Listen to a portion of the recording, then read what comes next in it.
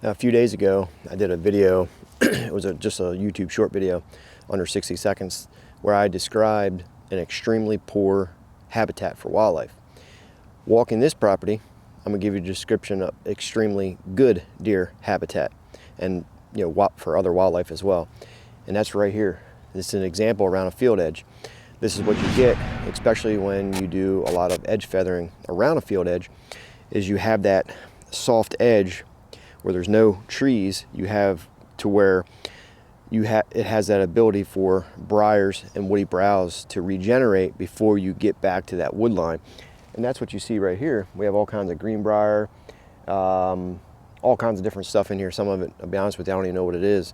But it's so diverse, and it provides a lot of food for wildlife. And you can see around this entire edge where it's feathered back in, is everything is nipped on, chewed on, and bit off.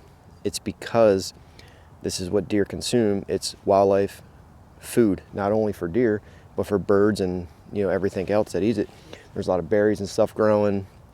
There's some blackberry bushes and forbs and grasses, and the main thing though is greenbrier, because that's what the deer are consuming right now.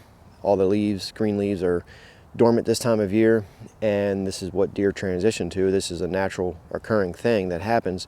But if it's not here, then you have poor deer habitat. The deer aren't going to be here on your property because you have no woody browse, no regeneration of anything like that.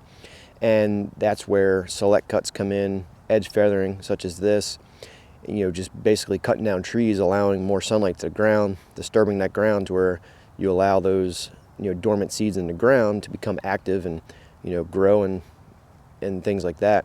And another thing too is around this edge you could actually cut trees back in, have them drop out into the field, and that's going to allow woody browse and different types of forbs and grasses and briars to grow up through those treetops, and birds are going to land on those treetops.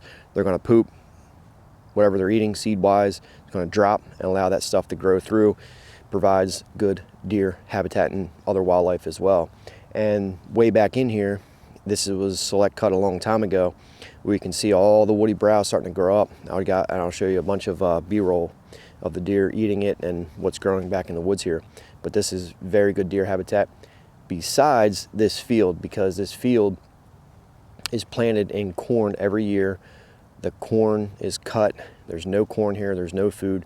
They do not use cover crops in this field. This field is useless right now. It has no deer or no food value to the deer.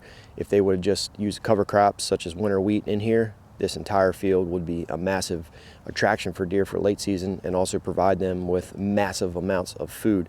But food plots are supplemental, and this is what deer rely on, is this natural browse behind me here.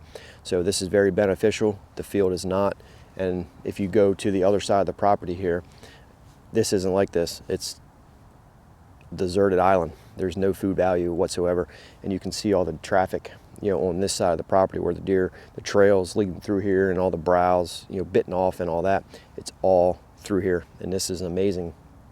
This is what you want to see when you have a property, and when you start doing habitat improvements, this is what the result that you want, is all this browse coming up through, providing that tonnage for the deer, because deer eat 4, 5, 6, 7, 8 pounds of food per day. Times that by how many deer you have in the area, times that per day, per week, per month, per year. It's a lot of food that deer need to consume. The more deer you have, the more food you have. The land that you hunt on can only hold so many deer, food wise. The more food you have, the more deer you can adequately hold.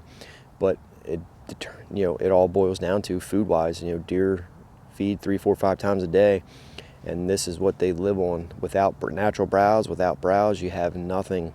Food plots and things that we do, such as people put out mineral blocks and corn and things like that, those are supplemental. They have very little benefit to deer.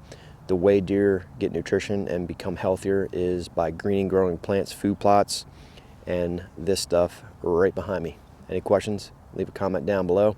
I'm gonna look around some more here and see what we can find.